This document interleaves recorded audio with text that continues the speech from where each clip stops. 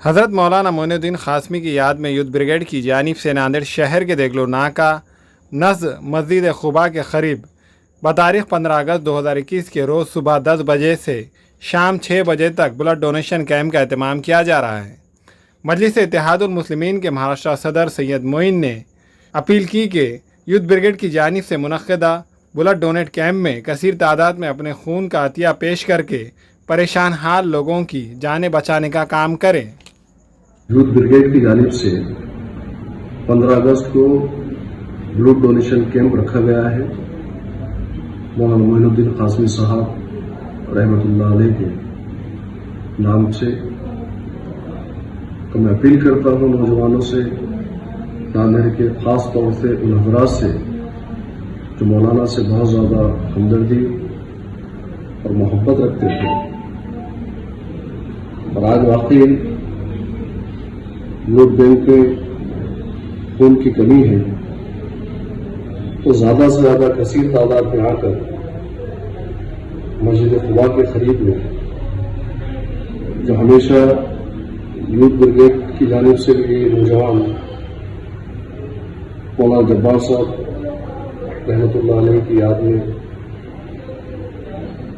تو کبھی مولانا معین الدین صاحب قاسمی کی یاد میں رکھتے ہیں، اور مقصد ان کا یہی ہے کہ مرحوم علماء اکرام کی یاد بھی تازہ رہے، اور ان لوگوں کی جو قربانیاں ہیں قوم اور ملت کے لیے، خاص طور سے ناندیڑ کے مسلمانوں کی جو رہنمائی کیے ہیں، نہ صرف ناندیڑ کی بلکہ پورے مراٹھواڑے کی رہنمائی کیے ہیں، محسن مراٹھواڑہ اور فخر مراٹھواڑہ کئی خطابات سے انہیں نوازا گیا ہے۔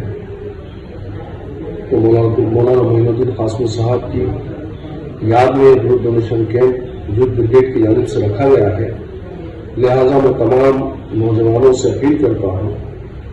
کہ آپ لوگ اس بلڈ ڈونیشن کیمپ میں حصہ لیں اور اپنے خون کا عطیہ دے کر ان مستحقین تک اپنے خون کو پہنچائیں، اور ایک اچھی پہل ہے۔ میں اللہ سے دعا کرتا ہوں کہ یوتھ بریگیڈ کی جانب سے جو پروگرام سے لوگ ارینج کر رہے ہیں، رکھ رہے ہیں، اللہ تبارک و تعالیٰ نہ صرف قبول کرے بلکہ کامیابی کرے۔ یہاں فرنیچر، پلنگ، سنگاردان، صوفہ سیٹ، الماری، dining table, fridge, computer table اور دیگر کمپنیوں کے فرنیچر دستیاب ہے۔ ایک مرتبہ تشریف لا کر خدمت کا موقع دے۔ پروپرائٹر مولانا شبیر صاحب، deluxe furniture mall and home appliances, fruit market کے سامنے، مالٹیگری روڈ، کامٹھا، ناندیڑ۔ السلام علیکم، میں عقیل مرزا۔ ہمیں امید ہے کہ آپ کو ہمارا چینل اچھا لگتا ہوگا۔ لیٹسٹ نیوز اپڈیٹ کے لیے دیکھتے رہے ناندیڑ اردو نیوز، اور نیوز کے پسند آنے پر لائک، شیئر اور سبسکرائب کرنا نہ بھولیں۔